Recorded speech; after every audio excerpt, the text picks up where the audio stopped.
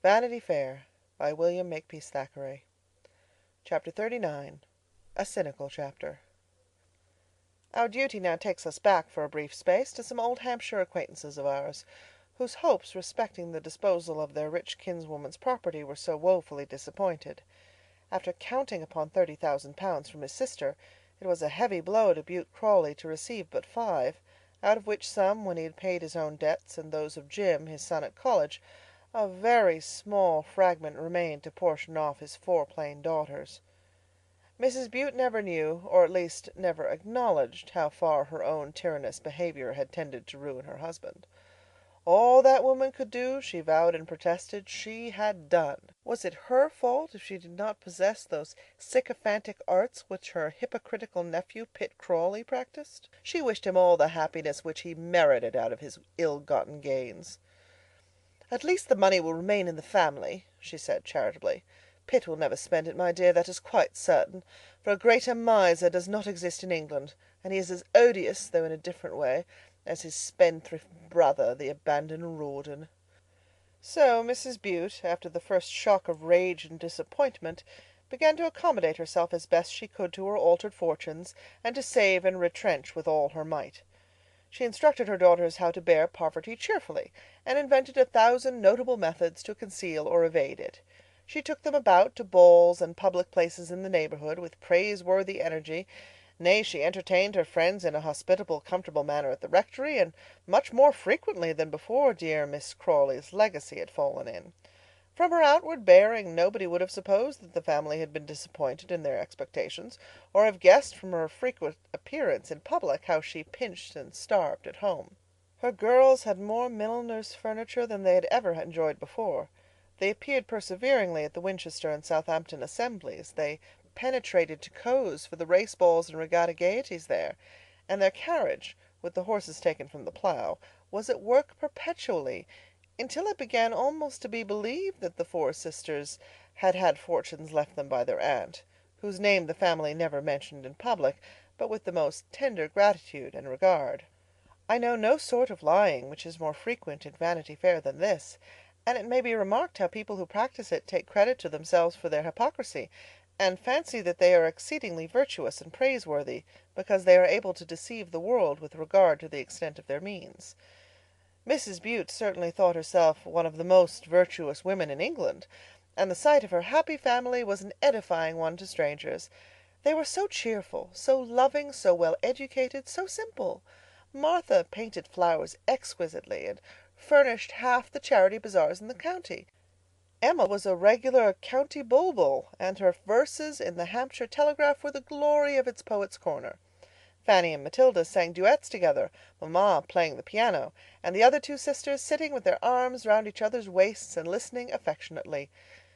Nobody saw the poor girls drumming at the duets in private. No one saw Mamma drilling them rigidly hour after hour. In a word, Mrs. Bute put a good face against fortune, and kept up appearances in the most virtuous manner. Everything that a good and respectable mother could do, Mrs. Bute did. She got over yachting men from Southampton, parsons from the cathedral close at Winchester, and officers from the barracks there. She tried to inveigle the young barristers at assizes, and encouraged Jim to bring home friends with whom he went out hunting with the H.H. What will not a mother do for the benefit of her beloved ones? Between such a woman and her brother-in-law, the odious baronet at the Hall, it is manifest that there could be very little in common. The rupture between Bute and his brother Sir Pitt was complete. Indeed, between Sir Pitt and the whole county, to which the old man was a scandal. His dislike for respectable society increased with age, and the lodge gates had not opened to a gentleman's carriage wheels since Pitt and Lady Jane came to pay their visit of duty after their marriage. That was an awful and unfortunate visit, never to be thought of by the family without horror. Pitt begged his wife, with a ghastly countenance, never to speak of it, and it was only through Mrs. Bute herself, who still knew everything which took place at the Hall, that the circumstances of Sir Pitt's reception of his son and daughter-in-law were ever known at all. As they drove up the avenue of the park in their neat and well-appointed carriage, Pitt remarked with dismay and wrath great gaps among the trees, his trees, which the old baronet was felling entirely without license. The park wore an aspect of utter dreariness and ruin. The drives were ill kept, and the neat carriage splashed and floundered in muddy pools along the road. The great sweep in front of the terrace and entrance stair was black and covered with mosses, the once trim flower beds rank and weedy. Shutters were up along almost the whole line of the house. The great hall door was unbarred after much ringing of the bell. An individual in ribbons was seen flitting up the black oak stair, as Horrocks at length admitted the heir of Queen's Crawley and his bride into the halls of their fathers. He led the way into Sir Pitt's library, as it was called, the fumes of tobacco growing stronger as Pitt and Lady Jane approached that apartment. "Sir Pitt ain't very well," Horrocks remarked apologetically, and hinted that his master was afflicted with lumbago. The library looked out on the front walk and park. Sir Pitt had opened one of the windows and was bawling out thence to the postilion and Pitt's servant, who seemed to be about to take the baggage down. "Don't move none of them trunks," he cried, pointing with a pipe which he held in his hand. "It's only a morning visit, Tucker, you fool. Law, what cracks that off horse has in his heels! Ain't there no one at the King's Head to rub him a little? How do, Pitt? How do, my dear? Come to see the old man, eh? Gad, you've got a pretty face, too. You ain't like that old horse godmother, your mother. Come and give old Pitt a kiss like a good little gal." The embrace disconcerted the daughter-in-law somewhat, as the caresses of the old man, unshorn and perfumed with tobacco, might well do, but she remembered that her brother Southdown had mustachios and smoked cigars, and submitted to the baronet with a tolerable grace. "Pitt has got that," said the baronet, after this mark of affection. "Does he read very long sermons, my dear? 100th Psalm, evening hymn, eh, Pitt? Go and get a glass of Malmsey and a cake for my Lady Jane, Horrocks, you great big booby, and don't stand staring there like a fat pig. I won't ask you to stop, my dear, you'll find it too stupid, and so should I too along of Pitt. I'm an old man now, I like me ways and me pipe and backgammon of a night." "I can play at backgammon, sir," said Lady Jane, laughing. "I used to play with papa and Miss Crawley, didn't I, Mr. Crawley?" "Lady Jane can play, sir, at the game to which you state that you are so partial," Pitt said haughtily. "But she wouldn't stop for all that. No, no, go back to Mudbury and give Mrs. Rincer a benefit, or drive down to the rectory and ask Beauty for a dinner. He'll be charmed to see you, you know. He's so much obliged to you for getting the old woman's money. Some of it will do to patch up the hall when I'm gone." "I perceive, sir," said Pitt, with a heightened voice, "that your people will cut down the timber." "Yes, yes, very fine weather, and seasonable for the time of year," Sir Pitt answered, who had suddenly grown deaf. "But I'm getting old, Pitt, now. Law bless you, he ain't far from 50 yourself, but he wears well, my pretty Lady Jane, doesn't he? It's all godliness, sobriety, and a moral life. Look at me, I'm not very far from fourscore." And he laughed and took snuff and leered at her and pinched her hand. Pitt once more brought the conversation back to the timber, but the baronet was deaf again in an instant. "I'm getting very old, and have been cruel bad this year with the lumbago. I shan't be here now for long, but I'm glad you've come, daughter-in-law. I like your face, Lady Jane. It's got none of the damned high-boned binky look in it, and I'll give you something pretty, my dear, to go to court in." And he shuffled across the room to a cupboard, from which he took a little old case containing jewels of some value. "Take that," said he, "my dear. It belonged to my mother, and afterwards to the first Lady Binkie. Pretty pearls. Never gave 'em the ironmonger's daughter. No, no. Take 'em and put 'em up quick," said he, thrusting the case into his daughter's hand, and clapping the door of the cabinet to, as Horrocks entered with a salver and refreshments. "What have you been a-giving Pitt's wife?" said the individual in ribbons, when Pitt and Lady Jane had taken leave of the old gentleman. It was Miss Horrocks, the butler's daughter, the cause of the scandal throughout the county, the lady who reigned now almost supreme at Queen's Crawley. The rise and progress of those ribbons had been marked with dismay by the county and family. The ribbons opened an account at the Mudbury Branch Savings Bank. The ribbons drove to church, monopolizing the pony chaise, which was for the use of the servants at the Hall. The domestics were dismissed at her pleasure. The Scotch gardener, who still lingered on the premises, taking a pride in his walls and hothouses, and indeed making a pretty good livelihood by the garden, which he farmed and of which he sold the produce at Southampton, found the Ribbons eating peaches on a sunshiny morning at the south wall, and had his ears boxed when he remonstrated about this attack on his property. He and his Scotch wife and his Scotch children were forced to migrate with their goods and their chattels, and left the stately, comfortable gardens to go to waste, and the flower beds to run to seed. Poor Lady Crawley's rose garden became the dreariest wilderness. Only 2 or 3 domestics shuddered in the bleak old servants' hall.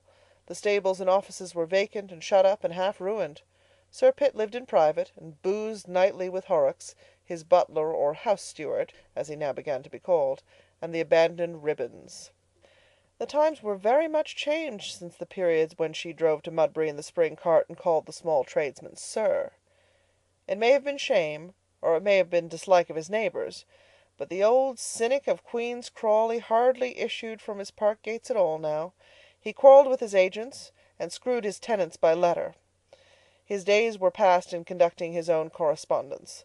The lawyers and farm bailiffs who had to do business with him could not reach him but through the Ribbons, who received them at the door of the housekeeper's room, which commanded the back entrance by which they were admitted, and so the baronet's daily perplexities increased, and his embarrassments multiplied round him. The horror of Pitt Crawley may be imagined, as these reports of his father's dotage reached the most exemplary and correct of gentlemen. He trembled daily lest he should hear that Ribbons was proclaimed his second legal mother-in-law. After that first and last visit, his father's name was never mentioned in Pitt's polite and genteel establishment. It was the skeleton in his house, and all the family walked by it in terror and silence. The Countess Southton kept on dropping per coach at the lodge gate the most exciting tracts which ought to frighten the hair off your head. Mrs. Bute at the parsonage nightly looked out to see if the sky was red over the elms behind which the hall stood, and the mansion was on fire. Sir G. Wapshot and Sir H. Fuddleston, old friends of the house, wouldn't sit on the bench with Sir Pitt at quarter sessions, and cut him dead in the High Street of Southampton, where the reprobate stood, offering his dirty old hands to them. Nothing had any effect on him. He put his hands into his pockets and burst out laughing as he scrambled into his carriage and four. He used to burst out laughing at Lady Southdown's tracts, and he laughed at his sons, and at the world, and at the Ribbons when she was angry, which was not seldom. Miss Horrocks was installed as housekeeper at Queen's Crawley, and ruled all the domestics there with great majesty and rigour. All the servants were instructed to address her as mum or madam, and there was one little maid, on her promotion, who persisted in calling her my lady, without any rebuke on the part of the housekeeper. "There has been better ladies, and there has been worse, Hester," was Miss Horrocks' reply to this compliment of her inferior. So she ruled, having supreme power over all except her father, whom, however, she treated with considerable haughtiness, warning him not to be too familiar in his behaviour to one "as was to be a baronet's lady." Indeed, she rehearsed that exalted part in life with great satisfaction to herself, and to the amusement of old Sir Pitt, who chuckled at her airs and graces, and would laugh by the hour together at her assumptions of dignity and imitations of genteel life. He swore it was as good as a play to see her in the character of a fine dame, and he made her put on one of the First Lady Crawley's court dresses, swearing, entirely to Miss Horrocks' own concurrence, that the dress became her prodigiously, and threatening to drive her off that very instant to court in a coach and four. She had the ransacking of the wardrobes of the 2 defunct ladies, and cut and hacked their posthumous finery so as to suit her own tastes and figure. And she would have liked to take possession of their jewels and trinkets too, but the old baronet had locked them away in his private cabinet, nor could she coax or wheedle him out of the keys. And it is a fact that some time after she left Queen's Crawley, a copy-book belonging to this lady was discovered, which showed that she had taken great pains in private to learn the art of writing in general, and especially of writing her own name, as Lady Crawley, Lady Betsy Horrocks, Lady Elizabeth Crawley, etc. Though the good people of the parsonage never went to the hall, and shunned the horrid old dotard its owner, yet they kept a strict knowledge of all that happened there, and were looking out every day for the catastrophe for which Miss Horrocks was also eager. But fate intervened enviously, and prevented her from receiving the reward due such immaculate love and virtue. One day the baronet surprised "her ladyship," as he jocularly called her, seated at that old and tuneless piano in the drawing-room, which had scarcely been touched since Becky Sharp played quadrilles upon it, seated at the piano with the utmost gravity and squalling to the best of her power in imitation of the music which she had sometimes heard. The little kitchen maid, on her promotion, was standing at her mistress's side, quite delighted during the operation, and wagging her head up and down, and crying, "Lo, mum, 'tis beautiful!"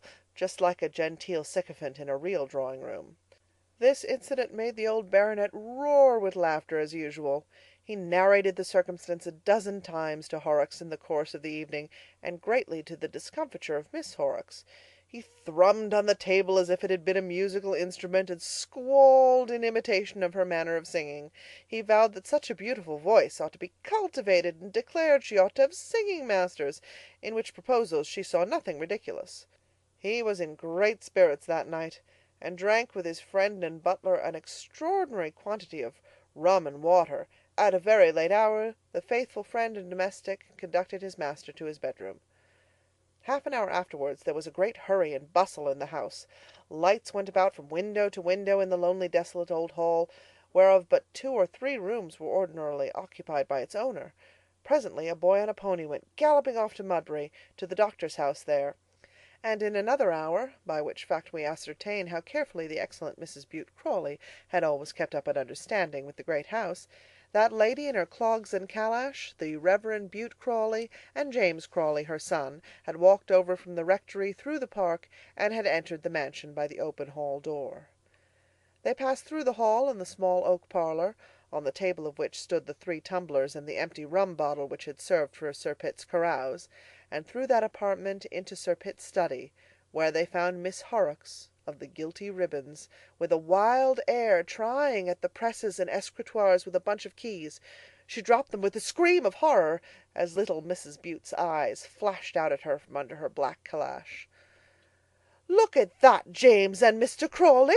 cried Mrs. Bute, pointing at the scared figure of the black-eyed, guilty wench. "He gave 'em me! He gave 'em me!" she cried.